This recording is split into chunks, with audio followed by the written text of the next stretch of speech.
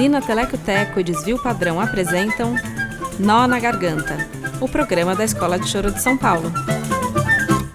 Olá, fala aqui Henrique Menezes, professor de flauta da Escola de Choro de São Paulo. Quem anda pelo choro sabe que esse é um universo particular, cheio de apaixonados, curiosos, passantes e admiradores. Um universo em miniatura que tem seus costumes, suas regras de etiqueta, seus vícios e suas tradições de décadas que se esforçam na direção de se manterem iguais. Nesse esforço, que faz parte do mundo do choro, se por um lado é admirável que as tradições e os jeitos de tocar tenham se transmitido e se mantido potentes ao longo das décadas e mesmo séculos, é triste que costumes pouco admiráveis também entrem nesse bolo. Um deles, que queremos falar nesse episódio, é o costume que a roda de choro não larga de ser um ambiente muito masculino, pouco aberto e pouco convidativo à presença feminina. Em muitos momentos, vamos falar português, um ambiente francamente machista e retrógrado. Dado o assunto, a gente não poderia começar de outro jeito senão com a genial Chiquinha Gonzaga, que abriu alas para sua presença e suas criações marcantes no choro e na cultura brasileira em geral.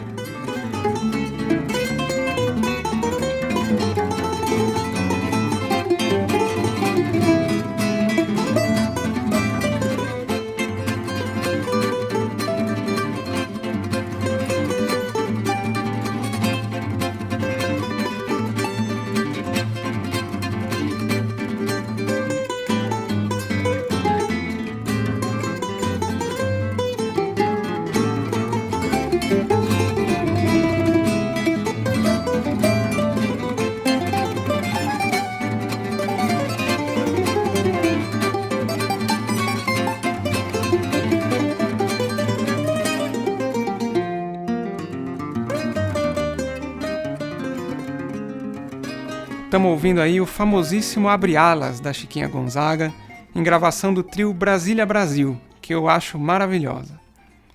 Devidamente abertas as alas pela Chiquinha, a gente foi conversar com a Roberta Valente. Hello? Quarentenados e por meios virtuais. Eu não tô acostumada com essas coisas, ó. Quer um chazinho?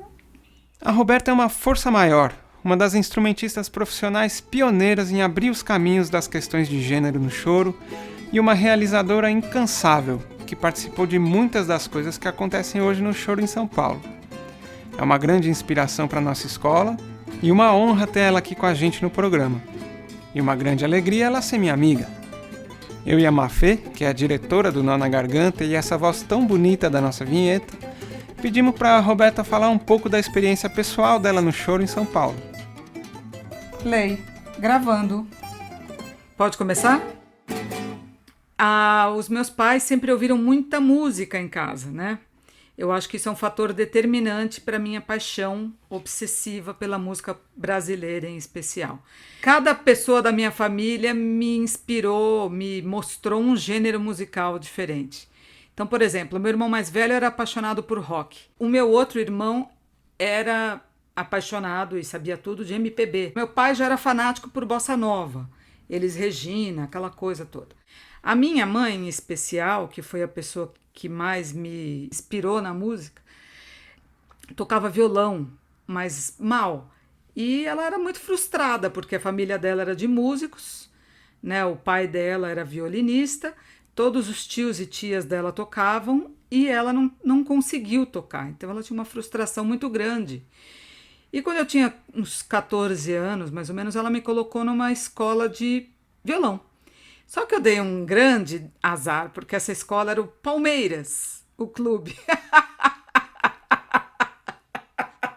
Mas a minha mãe, ela ouvia de tudo e muito choro também. E quando eu tinha 17 anos, eu conheci o Bom Motivo Bar. Já ouviu falar? Era um bar em Pinheiros, exatamente na mesma rua do Bar do Sidão, só que uma quadra antes. E a uma quadra do Vou Vivendo. Vou Vivendo ficava na Pedroso de Moraes. E eu fiquei deslumbradíssima, eu me encontrei. Porque a minha adolescência foi muito solitária. Eu ficava o dia inteiro sozinha tocando violão, fanaticamente, loucamente. E aí quando eu cheguei no Bom Motivo eu falei, é aqui, acabou. Então a minha vida é pré-Bom Motivo e pós-Bom Motivo.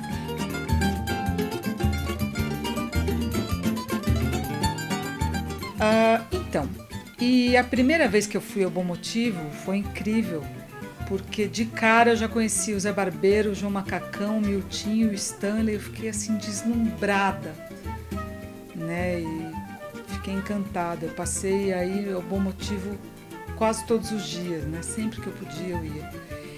E numa dessas noites, no Bom Motivo, eu vi lá atrás, escondidinho, um pandeirista, que era o Guilherme. Ele nunca tocou profissionalmente assim, mas é um ótimo pandeirista. E aí eu fiquei louca, alucinada, me deu um clique na cabeça, eu falei, eu quero tocar esse instrumento.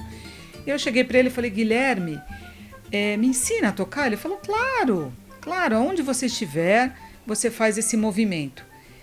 No caso, para quem é destro, né, a mão direita, é o polegar, a ponta dos dedos, o punho e a ponta dos dedos de novo. Então, onde você estiver, você faz tic, tic, tic, tic, tic, tic, tic, tic.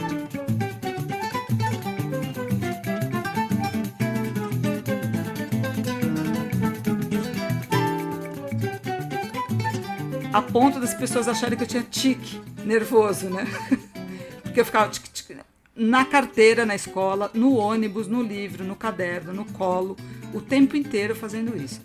E aí, bom, aí eu vi a Kika, eu via o Tigrão, eu via o Marcelinho tocando, o Zequinha, o Gentil, que eram os pandeiristas, digamos assim, da velha guarda e daquele momento, né? Todos os pandeiristas que eu tive contato naquela época me influenciaram. E muito, todos, sem exceção. E assim, aqui em São Paulo, só tinham 2 mulheres instrumentistas no choro, que foram super importantes também para mim. A Jane do Bandolim, precursora, maravilhosa, e a Kika Rain, a primeira pandeirista de choro que eu conheci. Olha que eu vou te falar, eu viajava o Brasil todo assim, atrás de chorões, de rodas, pesquisando mesmo. E as 2 me influenciaram muito, a Kika e a Jane.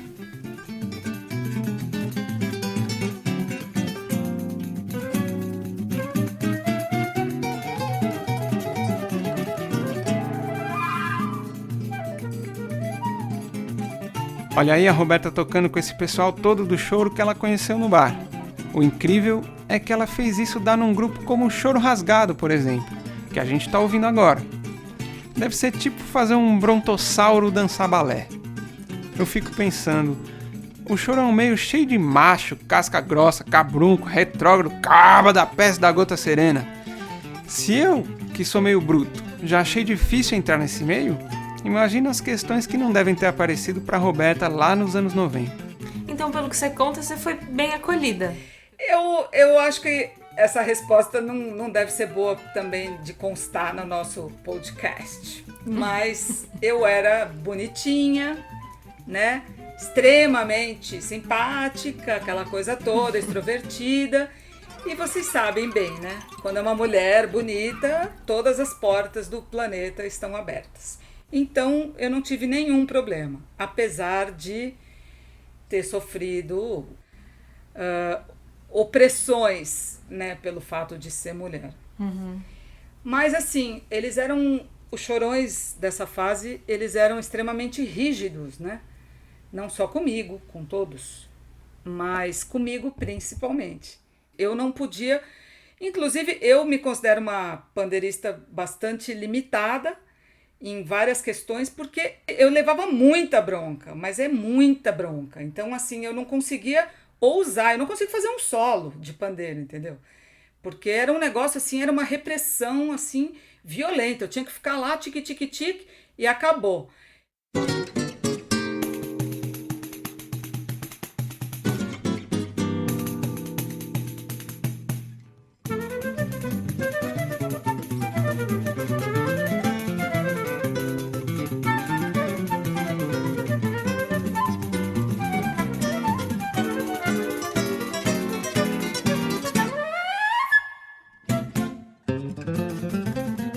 Essa música que a gente está ouvindo se chama Roberta Olha o Breque. É uma composição do Zé Barbeiro que brinca justamente com essa questão que é muito comum na roda de choro, da gente ficar na expectativa de se o pandeirista vai saber ou não os breques. Olha só a história que a Roberta contou sobre uma roda de choro que ela participou lá em João Pessoa. Eu fui assistir uma roda de choro com a nata de João Pessoa e Recife. A nata. E só tinha homem.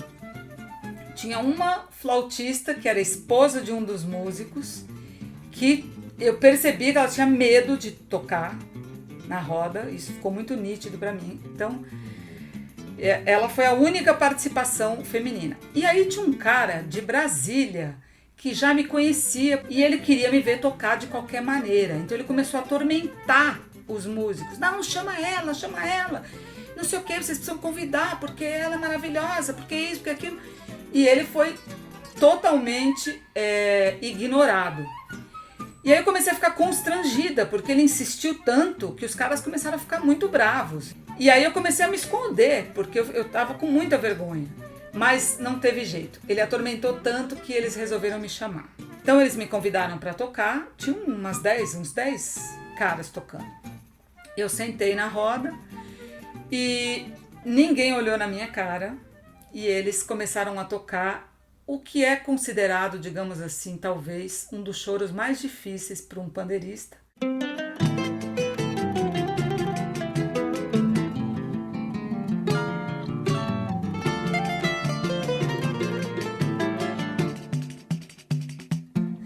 Que é o Bem Brasil, do Altamiro Carrilho, que é uma música que, se você não conhece, com certeza seria a maior vergonha da minha existência, porque é uma música que começa como choro, depois vai para frevo, depois vai para canção, depois não sei o que, 500 mil breaks.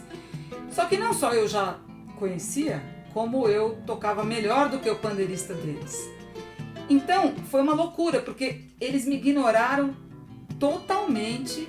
Mas quando eu comecei a tocar, quando eles viram que eu conhecia a música e que eu tocava melhor do que o pandeirista deles, eles começaram a se olhar e começaram a me olhar com o olho arregalado, assim, desse tamanho. Foi uma experiência inenarrável, inenorrível, eu diria. E aí, quando a música acabou, eu virei a estrela da festa. Todos levantaram, me abraçaram e me beijaram. Foi uma coisa, assim, inacreditável. Essa história você pode contar. Pode pôr. Essa pode? Pode. Pode pôr.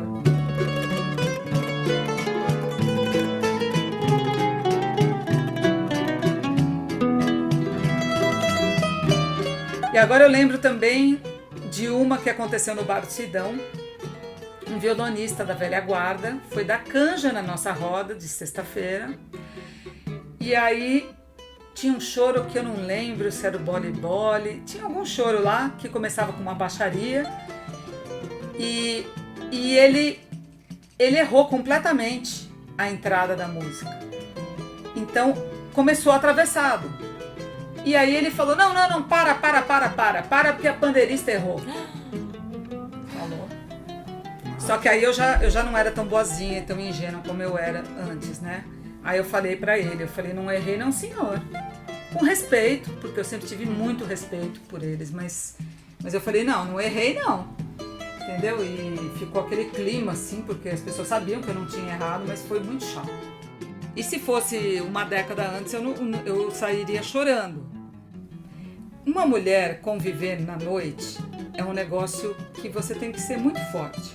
E eu não era, mas eu fui desenvolvendo uma espécie de capa protetora para o tanto de cantada que eu levei, né? Muitas cantadas, porque os homens veem uma mulher tocando na noite e acham que ela está lá para eles, né?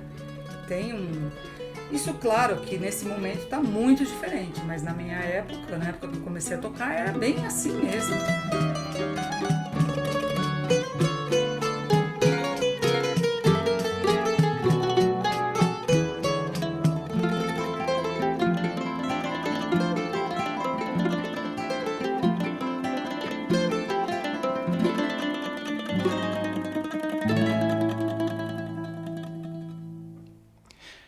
Perguntamos também para a Roberta como ela acha que está essa questão na nossa cena hoje. Muito mais fácil, muito mais fácil. Hoje tem dezenas, centenas de mulheres tocando pandeiro. Mas eu conheço muitas pandeiristas incríveis, que são muito respeitadas, porque elas tocam maravilhosamente bem, como a Sheina Barros, como a Larissa Humaitá, de Brasília, e muitas outras, muitas mulheres tocando pandeiro.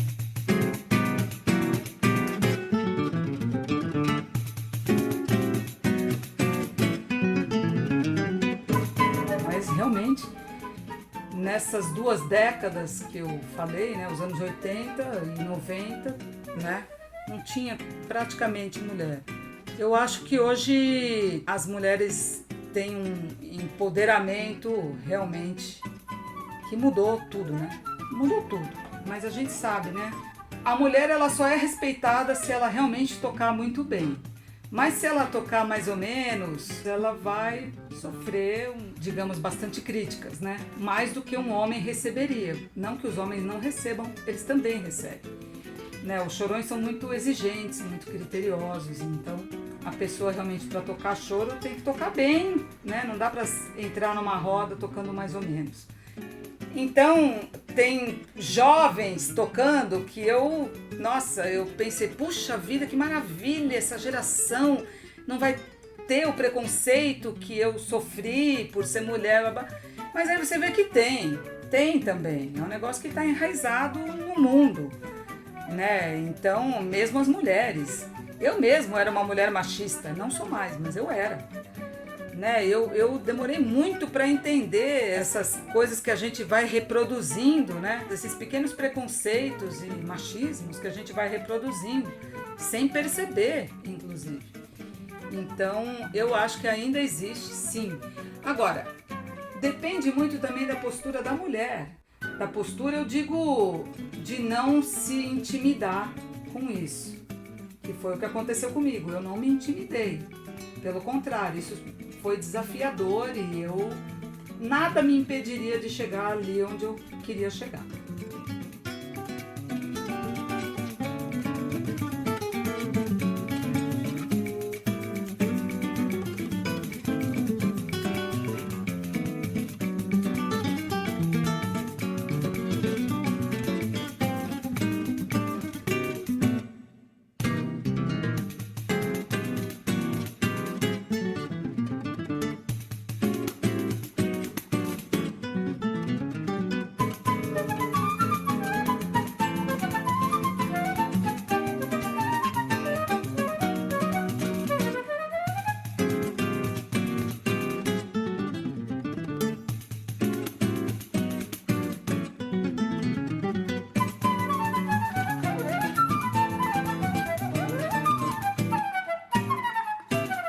A gente está ouvindo Roberta a Valente, do Alessandro Penese, mais uma composição feita em homenagem à valentia dessa mulher que abriu tantos caminhos interessantes para o choro de São Paulo, e a quem os chorões devem ser muito gratos, sem rasgação de seda. Bom, é isso aí. Até mais e nos vemos por enquanto virtualmente. Um abraço.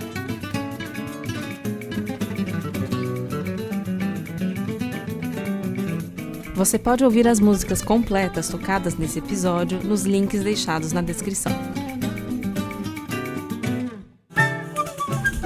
Nó na Garganta é uma coprodução da Usina Telecoteco e do coletivo Desvio Padrão para a Escola de Choro de São Paulo.